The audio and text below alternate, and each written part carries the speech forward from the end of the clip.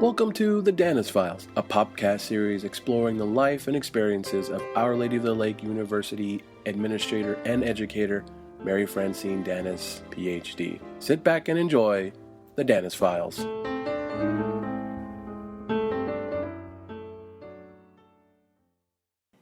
Making it available and so that we could clear out shelves. Yeah.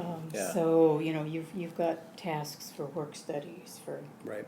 months to come. Most definitely. Yes, yeah. And in some ways, I think that kind of leads to the big pedagogical difference.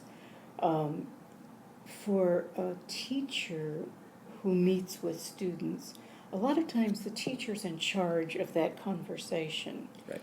And as you all, as seasoned Writing Center professionals know, ideally in the Writing Center, the writer, usually a student but not always, is in charge of the conversation, Right. or should be.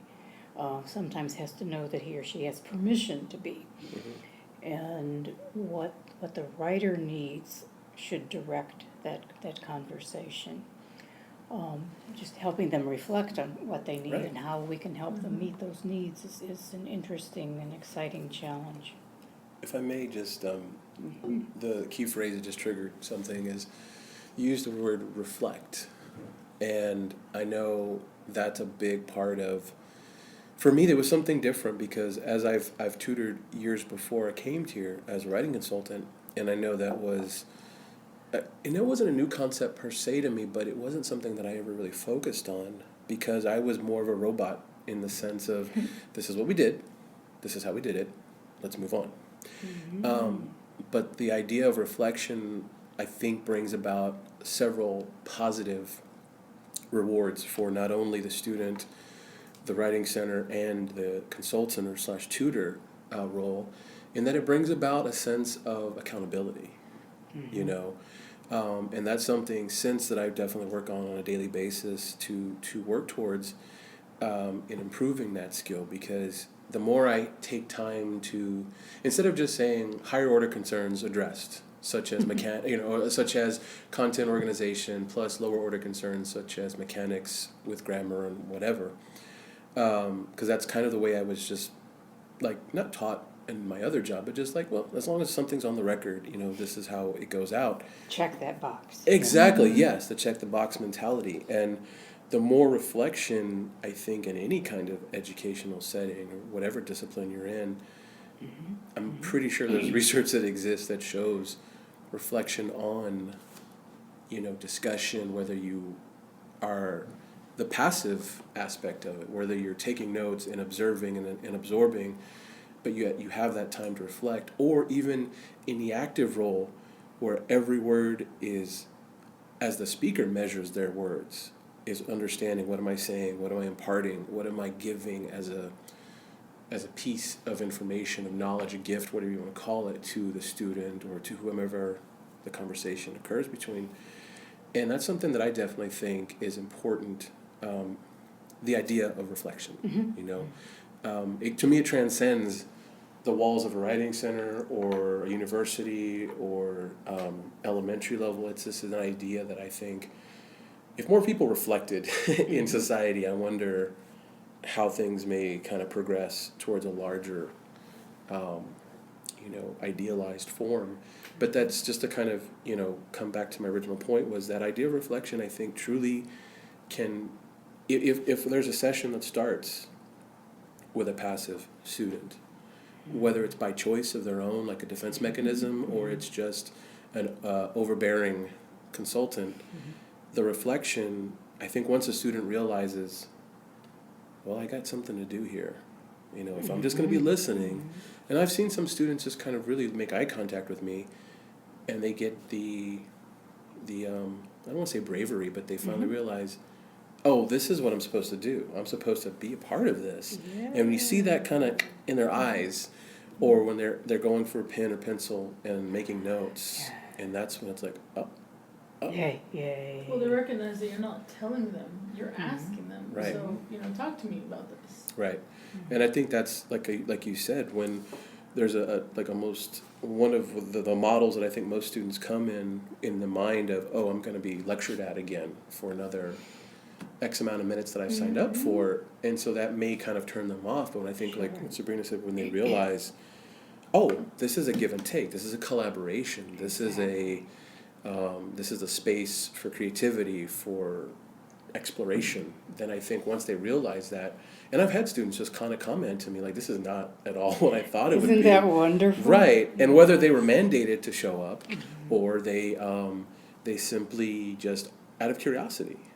And they just, I think, kind of, either way, they kind of assume somebody's going to tell me what to do, because so much of their education, specifically if they're in the freshman level, they're kind of used to being told, whether it's through the bell system or through the kind of conveyor belt of education they've been used to, that, oh, I just kind of sit here and have a passive seat, you know, instead of being the navigator, Oh, yeah. you know, yeah. on the journey of education. Exactly. So, And you're right that there is research that supports the importance of reflection. One of the books that's guided me a lot over 10 years at least is called Reflective Practitioner by Donald Schoen, Schoen, I think. okay. And he talks about the importance of being, you know, not just a person who does things and helps.